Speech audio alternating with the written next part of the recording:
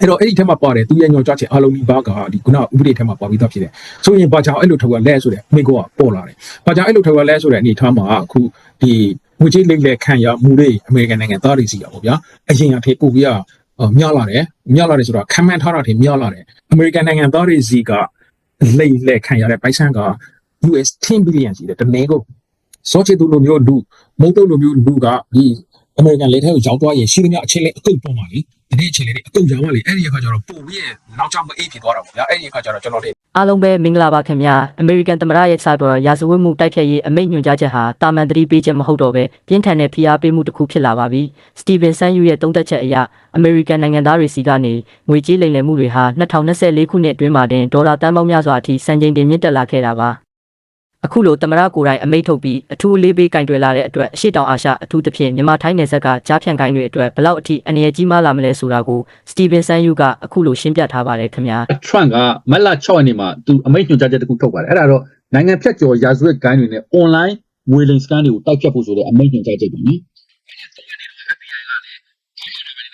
းဒီဗမာနယ်စပ်သွားပြီးတော့သူတို့ထိုင်းဘက်ကလည်းကြီးရှုလာရှိတယ်သမ္မတရဲ့အမိန့်ညွှန်ကြားချက်မှာတော့သူကရက်လိုက်ဖော်ပြထားတယ်ရက်60အတွင်းပါလို့ပါရက်120အတွင်းပါလို့ရမယ်ဆိုတာဖော်ပြထားတယ်အဲ့တော့ဒီသမ္မတရဲ့အမိန့်နဲ့ခုန FBI ရဲ့ထိုင်းမှာလှုပ်ရှားနေတဲ့အခြေအနေကိုဆက်ဆက်ပြီးကျွန်တော်သုံးသပ်ချင်ပါတယ်အဲ့တော့အခုလိုမျိုးသမ္မတကိုယ်တိုင်ပေါ့နော်အမိန့်ထုတ်ပြန်တာကဘယ်တော့တော့စိုးဝါးနေလဲလို့အမေရိကန်ယူဆထားတယ်အဲ့ဒီပုံမှာအရင်ဆုံးရှင်းပြပေးစီလိုပါတယ်ဟုတ်ကဲ့ခင်ဗျဒီလိုမျိုးသူသမ္မတအနေနဲ့ executive order ပေါ့ဗျာ6ရက်နေ့မှထုတ်တဲ့ဆိုတာကရှင်းရှင်းပြောမယ်ဆိုရင်ဒီအမိန့်ကိုထုတ်စီရမလို့တဲ့အနေအထားမျိုးမှာရှိတယ်ဘာကြောင့်အဲ့လို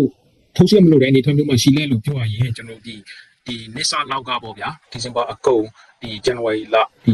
2026လောက်မှာဒီ lot တော့နေပြီဒီ skin case တွေကိုနှိမ်နှင်းဖို့အတွက်ဥပဒေတည်တဲ့ပြဋ္ဌာန်းထားပြီးသားဖြစ်တယ်အဲ့ဒီဥပဒေနာမည် HR 5490လို့ခေါ်တယ်ဒါပေမဲ့အခုလိုမျိုး6ရင်းနေမှတော့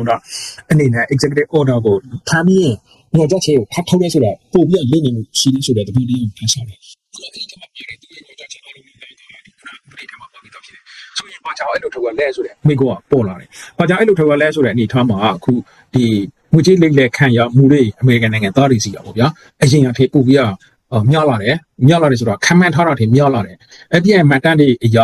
2024တနေ့ထဲမှာပေါ့ဗျာလိမ့်လဲခံရတဲ့အမှုပေါင်း8,600,000နီးပါးရှိတယ်ဒါအမေရိကန်နိုင်ငံအတွင်းမှာအမေရိကန်နိုင်ငံတော့တစ်တခြားနိုင်ငံတွေမပေါ်သေးဘူးပေါ့ဗျာဆိုရှယ်တဲ့တန်ဖိုးက16.6 billion ရှိတယ်ဒါ2024တနေ့ထဲမှာဖြစ်တဲ့ဟာပေါ့ဗျာအခုနောက်ပိုင်းမှာအခုဒီပြီးခဲ့တဲ့ရပိုင်းရပဲဒီ FBI ထုတ်တဲ့အချက်လေးတွေကသူကမထင်မှန်ထွက်လာအောင်ကိုတိုင်ညော့လာတဲ့အနေအထားမျိုးရှိတယ်အဲ့တော့အခုနောက်ဆုံးဒီ FBI ထုတ်ပြချက်ပါလဲဆိုတော့အမေရိကန်နိုင်ငံသားတွေစီကလိမ့်လက်ခံရတဲ့ပိုက်ဆံက US 10 billion ရှိတယ်တနေ့ကိုနောက်ပြီးဒီပြီးခဲ့တဲ့ February လအကုတ်ကြီးပေါ့ဗျာ FBI ကတရားဝင်ပိတ်လိုက်တဲ့ပိုက်ဆံဒါတရုတ်ငွေလိမ် guide တစ်နော်တခြား guide တွေတခြားဟာတွေမပါသေးဘူးတရုတ်ငွေလိမ် guide တွေစီကပိတ်လိုက်တဲ့ပိုက်ဆံတစ်သေးကUS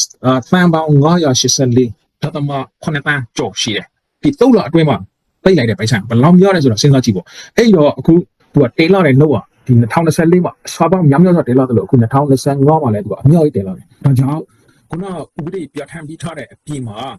ဒါလောက်ပါဆိုတဲ့သမ္မတပေါ့ကိုတုပ်ပြီးရင်ညွှန်ကြားချက်ထပ်ထွေးတယ်ပေါ့ဗျာဒါအပြင်မှာဒီထင်မကတခြားနီလန်းနေနဲ့ပို့ပြီးထီရောက်တဲ့ဖိအားပေးမှုတွေနဲ့ဘယ်လိုတန်တမာကြီးအပေါ့ဝင်ပေါ့ဗျာဘယ်လိုလုပ်ပြီးကြိုက်တွေ့မယ်ဆိုတဲ့ဟာကိုပါဆင်းလက်အစီရင်ခံဖို့အတွက်အကြံပေးပါဆိုတဲ့ဟာမျိုးပါညွှန်ကြားချက်ထဲမှာတစ်ခါတည်းပါတယ်ဟုတ်ကဲ့အဲ့တော့ပို့ပြီးဆိုးလာတယ်အမေရိကန်နိုင်ငံသားတွေဒီအလင်ခံရတာအဲ့တော့သမ္မတကအမိန့်ထုတ်တယ်ဟိုဥပဒေလည်းရှိပြီးသားဒါသမ္မတအမိန့်ကျတော့ချက်ချင်းလှုပ်ဆောင်အောင်ပဲပေါ့နော် executive order ဆိုတာကိုကျွန်တော်သိရတယ်အဲ့တော့အခုဒီသမ္မတရဲ့အမိန့်ပါဝင် FBI ရဲ့လှုပ်ရှားမှုတွေအားလုံးကအမေရိကန်အလင်ခံရတာအဓိကအရှေ့တောင်အာရှကိုပဲရည်ညွှန်းတာပေါ့အဲ့လိုပြောလို့ရလားဟုတ်ကဲ့အရှိတောင်အာရှကိုညွှန်တယ်ဒီအရှိတောင်အာရှမှာတောင်မှအဓိကသူကဒီ center ပေါ့ဗျာ skin center အနေနဲ့ရပ်ပြီးလှုပ်ရှားနေတာကဒီဗမာနိုင်ငံရှိတယ်ကမ်ဘောဒီးယားနိုင်ငံရှိတယ်အဓိကဒီနိုင်ငံပေါ့လောက်ဟိုသိတ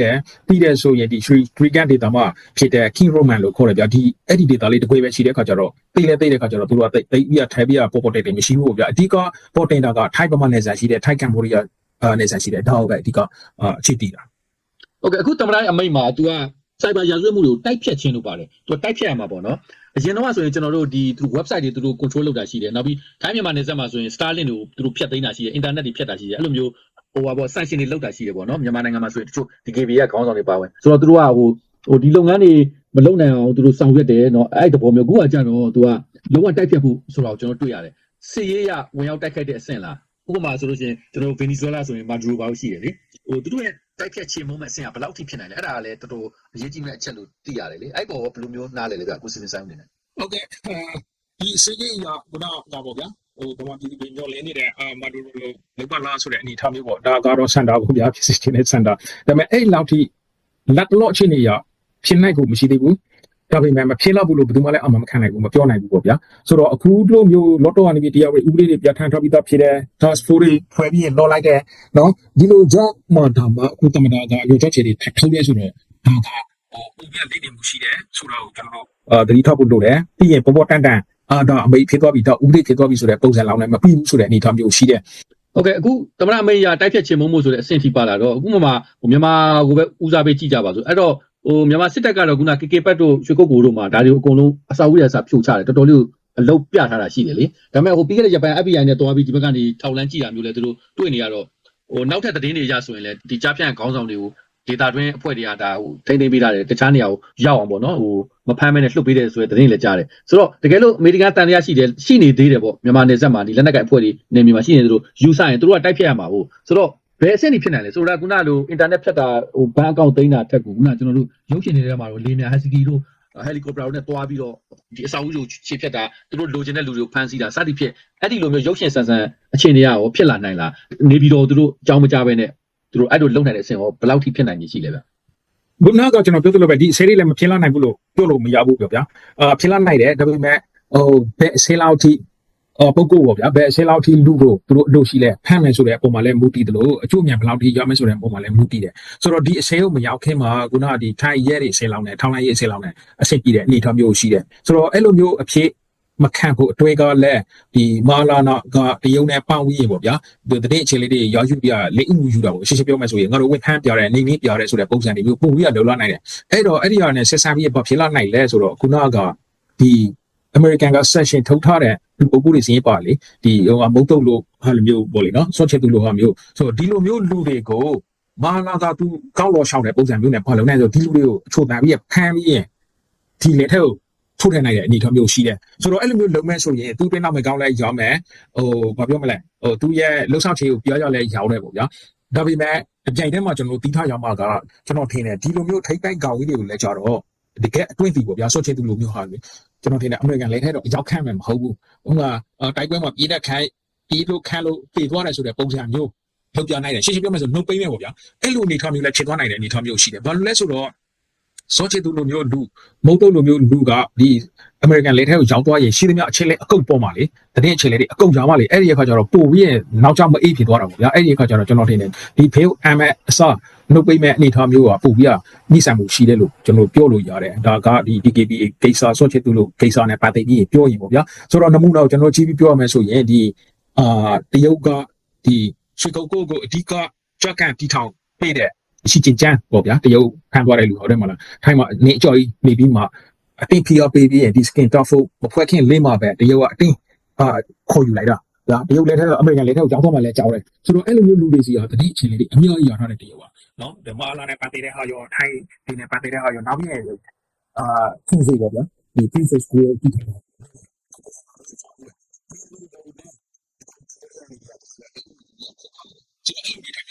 ာဒီအချိန်မှာသူချန်စီဆိုရင်ဒီထိုင်းနိုင်ငံရေးသမားတွေ ERC ကြီးတွေပို့ချုပ်တွေရဲ့ပေါ့ဝင်ပတ်သိမ်းမှုဘယ်လောက်ထိဒီ scale လုပ်ငန်းမှာနောက်ကွယ်ကနေအကျိုးများယူပြီးအကောက်ကွယ်ပေးထားလဲဆိုတဲ့ဟာစီးရင်တွေကိုတရုတ်ကလို့ထုတ်ထုတ်လိုက်တယ်ဖောက်ချလိုက်တယ်ဗျာဆိုတော့အဲ့လိုနေထားမျိုးရှိတယ်အဲ့ဒီအခါကျတော့အခုဒီစောချေသူလိုလဲဒီလန်ကိုခံရနိုင်တယ်ဒါပေမဲ့မဟာလာကတရုတ်လိုမျိုးမဟုတ်တဲ့အတွေ့ဘာလို့ဆိုဒီကအကျိုးများသူက90ရာခိုင်နှုန်းထိယူတယ်ဆိုတဲ့အကျိုးများလောက်ဝရှိထားပြီးသားလေဆိုတဲ့အခါကျတော့နှုတ်ပိတ်နိုင်တဲ့လန်ပုံရတယ်။ဘာကြောင့်လဲဆိုတော့ဒီရွှေကုတ်ကိုမြောက်ဒီရွှေကုတ်ကိုတနေရတဲ့မအလာရတာ190ဖန်းရတယ်။ဒါအဲ့ဒီပြီးခဲ့တဲ့နေတရပေါ့ဗျာဒီ skin လုပ်ငန်းနေပြီးဆိုတော့ဒါ90ရာခိုင်နှုန်းနော်ဒီရရှိတဲ့အကျိုးများဆွန့်ချစ်သူတို့နဲ့90ရာခိုင်နှုန်းမအလောက်ပြီးရတယ်ဆိုတော့ဒီသတင်းတွေကအဲ့ဒါအကုန်လုံးကရှိနေပြီးသားဆိုတော့ကျွန်တော်ထင်တယ်နှုတ်ပိတ်ဖို့လန့်ကြောက်ပုံရတယ်ဗျာ။တကယ်လို့ဒီမြန်မာစစ်ကောင်စီကပါဒီကြားဖြတ်လုပ်ငန်းမှာသူတို့ကိုယ်၌ကငွေကြေးယူတယ်ဒါမှမဟုတ်ပူးပေါင်းပါဝင်တယ်လို့အမေရိကန်ကတကယ်အချက်လက်ခိုင်းမှာသူတို့ရထားပြီဆိုရင်ဒီအတွက်ကိုရေးယူဖို့လိုမယ်ဆိုရင်ခုနလိုဗင်နီဇွဲလားကသမ္မတမာဒူရိုလိုမျိုးပေါ့နော်ရေးယူတာမျိုးပေါ့သူတို့သွားပြီးလို့ဖမ်းဆီးတာမျိုးဟိုဖြစ်နိုင်ကြဘယ်လောက်ရှိနိုင်လဲဗျ ရှိတဲ့တောင်ရှိတဲ့လို့ပြောလို့ရတယ်ဗျဒါပေမဲ့လက်ရှိအချိန်အထိကတော့ဒီနိုင်ငံတကာအရေးပေါ့ဗျာအီရန်အရေးကိစ္စကိုဆက်ဆင်းနေရတဲ့ကိစ္စဒီဟာပြီးတယ်ဆိုရင်တော့အခုကျွန်တော်တို့ဒီအရှေ့တောင်အာရှဘက်ရောက်လာနိုင်တဲ့အနေအထားမျိုးရှိတယ်အဲ့ဒါကဒီခုနအင်ဒိုပစိဖိတ်ဒေသပေါ့ဗျာအဲ့ဒီတော့မဖြစ်နိုင်ဘူးလို့မပြောနိုင်ဘူးအဲ့ဒါကြောင့်လည်းဒီမဟာလာစိုးရိမ်နေတယ်လို့ခုနကတိုင်းရင်းသားလင်းနေကြိုက်ပေါ့ဗျာဒီ DKB ပေါ့ဗျာကရင် DKB အဖွဲ့အုပ်စုကလည်း KNA ပေါ့ဗျာတူတူတို့က DKB နဲ့ KNA နဲ့နောက်မှမတူပေမဲ့အားလုံးညီနေကိုလို့ပြောလို့ရတယ်ဆိုတော့ဒီလူတွေလည်းတော်တော်စိုးရိမ်နေတဲ့အနေအထားမျိုးရှိတယ်အဲ့တော့မဖြစ်နိုင်ဘူးလားဆိုအချိန်မျိုးဖြစ်နိုင်တယ်ဘာလို့ဆိုတော့ဗင်နီဇွဲလားဆိုရင်ဗျာစစ်သားပေါင်းထောင်နဲ့တောင်းနဲ့ချီပြီးကောက်ွယ်ထားတဲ့ tools camp ကိုတိုင်နေတာဗင်နီဇွဲလားတမတာမတို့လို့ဆိုရင်ဒီလိုလူမျိုးတောင်မှဝင်ဖမ်းလိုက်တော့ကျေးလေးတကောင်ခန့်မလို့ပဲလေအဲ့တော့မအားလာလို့အစင်လာတော့ဒီလိုမျိုးတနိုင်ငံလုံး white dollar နေတဲ့လူတွေကထောက်ခံမှုမရှိဘူးဗျာစစ်အယူတွေလည်းမရှိဘူးစစ်အသုံးဆောင်ပဲခရရိတ်ခါလည်းနည်းလည်းမပြီးဆုံးတယ်အချိန်မျိုးဖမ်းလို့ရတဲ့အနေအထားမျိုးရှိတယ်ဆိုတော့ဒါတွေလည်းမဖြစ်လာနိုင်ဘူးတော့ကျွန်တော်မပြောနိုင်ဘူးအချိန်မျိုးလောက်ကထိနိုင်တယ်ခုနကဒီလင်းနေကအင်အားစုတွေခေါင်းဆောင်ဆင်လာဒီစော့ချစ်သူလို့ဆင်လာတော့ကျွန်တော်တို့ကောက်တဲ့ထည့်ရတာမလိုဘူးပြောလို့ရတယ်ဘာလို့လဲဆိုတော့သူတို့ဆင်လာတော့ဒီထိုင်းရက်တစ်ခွက်ဆင်လာထိုင်းဆိုရအောင်လားနဲ့ပေးပြလိုက်တာမျိုးကိစ္စပြန်တဲ့အနေအထားမျိုးရှိတယ်ဆိုတော့အဲ့လိုအနေအထားမျိုးအဲ့တော့ကျွန်တော်ကမိကောပြောရမယ်ဆိုရင်တော့ဒါမဖြစ်လာနိုင်ဘူးလို့ပြောလို့မရဘူးအချိန်ကြီးဖြစ်လာနိုင်တယ်ဒါကြောင့်လည်းမအားလားဆုရိပ်ပြီးကခုနကသူ့ရဲ့လုပ်ငန်းတွေပို့ပြီးလုပ်ပြနေတာပေါ့လေနော်ဆိုတော့တစ်စင်းနဲ့ပြောရမယ်ဆိုဒီမြောင်းဝတီနယ်ကကြောက်စရင်ရွာမှာဆိုရင်ခုန online အခြေစိုက်တဲ့လုပ်ငန်းတွေရှိတယ်ဗျာဆိုတော့အဲ့ဒါတွေဒီ staff for အကုန်လုံးဒီဘယ်နေရာဘယ် data ဘယ်ကြီးရွာဘယ်အေယာနေပြီးဒီလုပ်ငန်းကိုလုပ်နေတဲ့ဒီလုပ်ငန်းလို့ဆိုတာဒီမှာအခြေစိုက်ရုပ်ဖွင့်ပြလက်ရပေါ့ဗျာအဲ့လိုဟာတွေမျိုးအကုန်လုံးကိုသူတို့ signal ရတော့ signal တီးတော့ဒီရတဲ့ signal တွေရှင်းရှင်းပြောမယ်ဆိုရင်ညီပုံညောတွေဟွာဆိုအကုန်လုံး report လို့အမှန်ထဲမှာပါတယ်အဲ့တော့စစ်စစ်တွေးရင်လေးလေးနေနေကိုတိုင်းအထိတ်သက်ရှိတယ်လို့ပြောလို့ရတယ်ဗျာ ဟုတ်ကဲ့အဲ့တော့အမေရိကန်ရဲ့အမိန့်ကရက်သက်မှတ်ချက်ပါတာဆိုတော့ဒါကမကြခင်ကျွန်တော်လူတွေ့မြင်ရမယ်လို့ယူဆလို့ရပါဘောเนาะဒီနေရာမှာအရှေ့တောင်အာရှနဲ့ပတ်သက်ရင်ကျွန်တော်မြန်မာကမ္ဘောဒီးယားလာကိုအဓိကပြောတယ်ဆိုတော့ထိုင်းမှာတော့ခုနလိုကွန်ပေါင်းနေနေမရှိဘူးပေါ့เนาะကြီးကြီးမားမားမဟုတ်တဲ့တိတိမွားမွားစကန်တော့ရှိကောင်းရှိနိုင်တယ်ဒါပေမဲ့ပြဿနာကျွန်တော်ကြားသိနေတာထိုင်းရဲ့အရာရှိတွေရဲအရာရှိတွေဒီ immigration အရာရှိတွေဒီသူ့နယ်စပ်မှာရှိတဲ့စကန်လုပ်ငန်းတွေမှာအကြီးအကျယ်ပူးပေါင်းပါဝင်နေတယ်ပေါ့เนาะသူတို့ကအောက်တိလိုက်စားမှုတွေငွေကြေးအများကြီးရယူပြီးသူတို့လုပ်ငန်းတွေကိုခွင့်ပြုထားတဲ့သဘောမျိုးပေါ့နဲ့ဆက်ဆက်ပြီးတော့ဒါလည်းသတင်းထွက်နေတော့အဲ့ဒီလိုထိုင်းရဲ့ပါဝင်ပတ်သက်မှုကိုအမေရိကန်သိလားသိမယ်ဆိုရင်သူတို့ကဘယ်လိုအရေးယူဖို့ရှိနိုင်လဲဗျမသိတယ်ဗျမသိပဲမနေဘူးသိတယ်ဘာကြောင့်လဲဆိုတော့ဒီအထုတစ်ဖြစ်ကအတိုက်ခန့်ဒီပြည်သူပါတီပေါ့ဗျာဒီအတိုက်ခန့်ကဒီအနောက်နိုင်ငံတွေနဲ့နှိစံတယ်လို့ပြောလို့ရတယ်ပြီးရင်ကျွန်တော်တို့ဒီမိုကရေစီအားစုတွေနဲ့လည်းနှိစံတယ်လို့ပြောလို့ရတယ်ဆိုတော့သူတို့ကပုံမှန်ဆက်သွယ်မှုရှိတယ်ပြီးရင်တဲ့အခြေအနေတွေဖလှယ်နေတယ်ကအစိုးရတွေချက်ရဲတွေချက်လောက်နောက်တစ်ကြောင်းပါတဲ့အနေအထားမျိုးရှိတယ်ဗျအခုလော့တော့ထဲမှာဆွေးနွေးနေတဲ့အကြောင်းအရာတွေအခြေအနေတွေဆိုရင်ဒီပုံမှုတွေစီရတဲ့အားတွေပါတယ်ဗျအများစုဒါတွေကကျွန်တော်တိတိကျကျထုတ်ပြောလို့မကောက်လို့ဗျဒီထိုင်းအရာရှိကြီးတွေနိုင်ငံရေးသမားတွေဗိုလ်ချုပ်ကြီးတွေကလည်းကြတော့သူကအကျိုးအများယူတာသူနိုင်ငံထဲမှာအခြေဆိုင်ပြီးတော့လောက်တာမဟုတ်ဘူးဘာလို့ဗမာပြည်ရှုံးထွေးနေစီးရင်မှန်သွားတဲ့နိုင်ငံဖြစ်တဲ့နော်အချင်းချင်းမသိမမှပြင်းနေတဲ့ဟုတ်ခွေကောက်ယူပြီးအဲ့ဒီမှာသွားပြီးတိဆောက်တာပဲကမ္ဘောဒီးယားလည်းဒီလိုပဲချုပ်ကြားနေတဲ့နေရာမှာဒီအစိုးရအရာရှိတွေရဲ့လက်ဆောင်မှုပေါ့ဗျာအဂတိလိုက်ဆောင်မှုအဲ့တော့အတုံးချပြီးသူတို့ကအကျိုးတူပူပေါင်းဆောင်ရွက်မှုတွေဟိုမှာတက်လောက်တာဒါပေမဲ့သူတိုင်းနိုင်ငံထဲမှာလည်းကြတော့သူက image ကိုသူကထိခိုက်အောင်မလုပ်ဘူးဒါပေမဲ့ဒီအရာရှိကြီးတွေကကြီးမားမားကိုတိုင်းသူတို့အကျိုးအများရောက်ပြီးဒီကရှိနေတာရှိတယ်ဒါကြောင့်လည်းအမေရိကန်က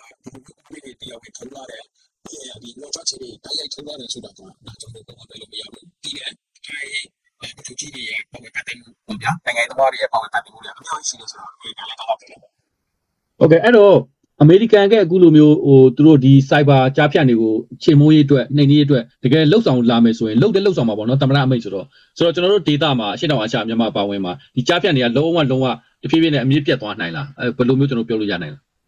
လောက်ကအမြင့်ပြတ်သွားမယ်လို့တော့ကျွန်တော်မယုံကြည်ဘူးဘာလို့လဲဆိုတော့ဒီသူတို့အရောက်တော့ပြီးသွားပြီဗျာအခုကကျွန်တော်ကတတိယရထားတာကအရင်အဆိုရင်ဒီကြောက်ဖြန်လုပ်လဲဆိုတာဒီ short ချစ်သူတို့အုပ်စု BGF အုပ်စုပေါ့ဗျာအဲ့ဒီအုပ်စုလောက်ပဲလုပ်တဲ့တရုံနဲ့ပါဝင်ရဆိုတဲ့ဟာကိုတတိပြီးရတော့နောက်ပိုင်းကျတော့အခုဒီတော်လိုင်းရေးတွေဖြစ်လာတဲ့တော်လိုင်းရေးအင်အားစုတချို့တော့မှဒီလုပ်ငန်းကိုစပြီးရင်လုံးနေပြီဆိုတော့ကျွန်တော်တတိရတယ်ဗျာချက်ပြောရမယ်ဆိုရင်လေဒီတိုင်းရင်းသားတချို့တိုင်းရင်းသားလင်းနေကအင်အားစုတွေကဆက်ဆွချစ်သူလမ်းစဉ်ကိုနိုင်ကြီ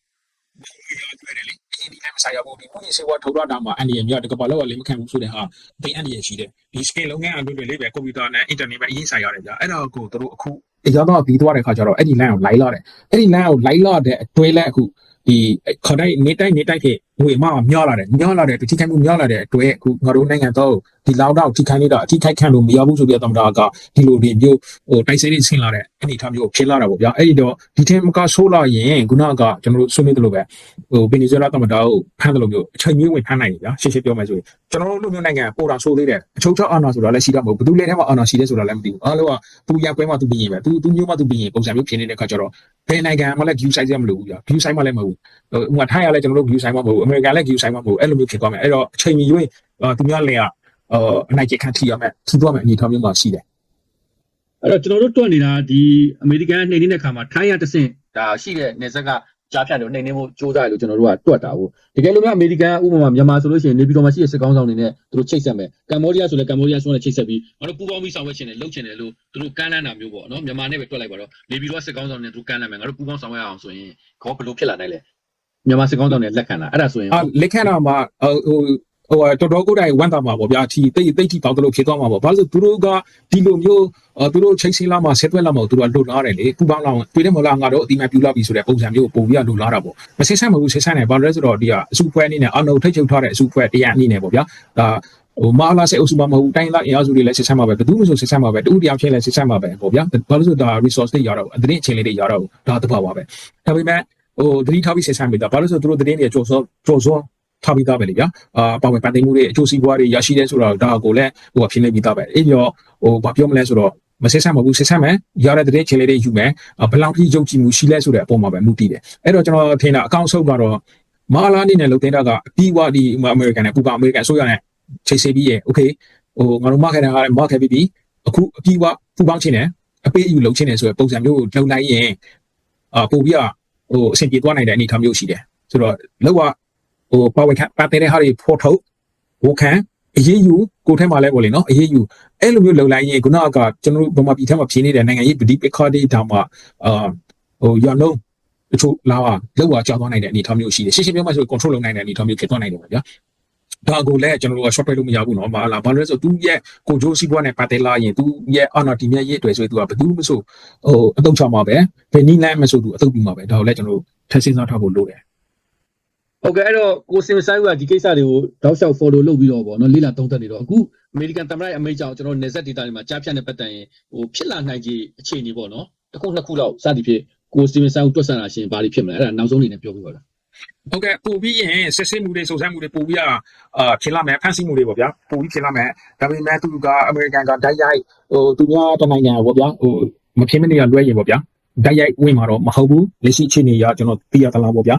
ခိုက်လိုမျိုးကောက်ခိုက်လို့ရတယ်လေဒါကြောင့်ထိုင်းရဲ့အရာရှိတွေရဲ့ထိုင်းအစိုးရရဲ့အားနည်းခြေတွေလည်းတီးထောက်ပြီးသားအဲ့ဒါကြောင့်မင်းတို့အားနည်းခြေပြီးရင်ငါတို့ data လို့တယ်ဒီနေရာမှာဒီလိုလုပ်ငန်းတွေလုပ်နေတယ်ဒီလိုအစုပွဲတွေရှိတယ်ဒီလိုတွေနေချင်းနေနေပါဆိုတော့အဲ့ဒါတွေမျိုးပြရနိုင်ရွက်ပဲလေအဲ့ဒီအခါကျတော့ထိုင်းကသူကကောက်ချလို့မရတော့ဘူးအဲ့လိုနေထားမျိုးရှိတယ်အခုဒီဖြစ်တဲ့တခြားလောက်ပေါ့ဗျာအခုဘန်ကာမျိုးထဲမှာဖမ်းနိုင်ဟုတ်တနေရပေါ့ဗျာဆိုတော့ရေးပိုက်ပဲရှိသေးတယ်အခုနေဆန်မှာရှိတဲ့ဒီ internet ကျိုးတွေကိုဒီအမတွေ့ထားတဲ့ကျိုးတွေတွားပြီးဖြာထားတွေရှိတယ်ဗျာအခုနေဆန်ကကိုယ့်အရဲ့ဒီမှာမ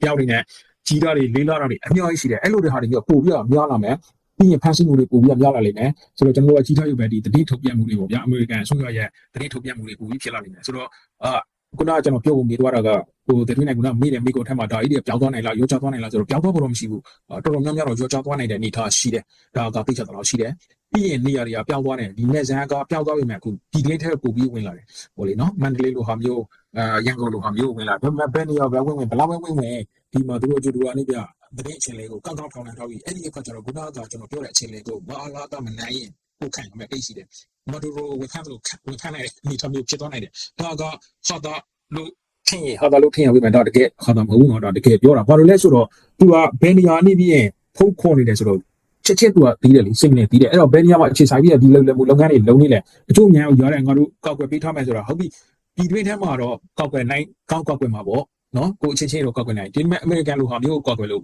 ့ဆိုတာမလွယ်ဘူးလေပြီးရင်ဤပညာတွေကရှိနေပြီးသားဆိုတော့ဘယ်နေရာဘယ်အဆောက်အဦကနေပြီးရင်နေပြီးတော့နေပြီးလိမ့်နေရတယ်ဆိုတဲ့အခြေအနေတွေကရထားအဲ့တော့မှပို့ပြီးတောင်ကင်းဖြစ်လာတယ်အဲ့တော့ရှင်းရှင်းပြောမှဆိုရင်ဘာမှပြီးအပြောက်လဲဖြစ်ဖို့အတွက်တော်လိုင်းအင်အားစုတွေအတွက်အာသာချေလို့ပြောလို့ရတော့ပေါ့တကယ်လို့တော့မအားလားတော့ဆက်လုံးနေမယ်ဆယ်ပြီးအားပေးနေမယ်ဆိုရင်ပေါ့ဗျာကျွန်တော်တို့အာသာချေဖြစ်သွားနိုင်တယ်ဟုတ်ကဲ့ကိုစပီဆိုင်ကျေးဇူးများတင်ပါတယ်သမ္မတ Trump ရဲ့ဒါကြားဖြတ်နှိမ်နေပေါ့နော်ဒါအမိန့်ထုတ်ပြန်လိုက်တဲ့အပေါ်မှာဟိုအခြေအနေတွေကိုဘာတွေဖြစ်နိုင်လဲဆိုတော့အခုလိုသုံးသပ်ပေးတဲ့အတွက်ကျေးဇူးပါဗျဟုတ်ကဲ့ကျေးဇူးပါ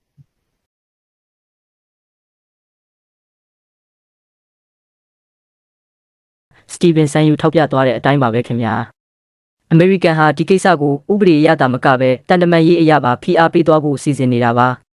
အထူးသဖြင့်မြန်မာနိုင်ငံအတွင်းကကြားဖြန့်ကိုင်းကောင်းဆောင်တွေကိုဗင်နီဇွဲလားသမ္မတကိုဖမ်းဆီးခဲ့တယ်လို့မျိုးအရေးယူလာနိုင်ခြေရှိနေပါတယ်ရေရှည်မှာတော့ဒီလုပ်ငန်းတွေဟာတဖြည်းဖြည်းနဲ့အမြင့်ပြတ်သွားမှာမဟုတ်ပေမဲ့နေရာပြောင်းရွှေ့ပြီးပုံမိုဆိုးရွားတဲ့အခြေအနေကိုရောက်ရှိလာနိုင်ပါတယ်။ဘာပဲပြောပြောအမေရိကန်ရဲ့ဤပညာတွေနဲ့ခြေရာခံမှုတွေကနေဆက်ကနေမြို့ကြီးတွေစီအထိရောက်လာတော့မှမို့လို့မင်းအွန်လိုင်းတို့အတွက်အချိန်ကုန်လာပြီလို့ဆိုရမှာပါခင်ဗျာ။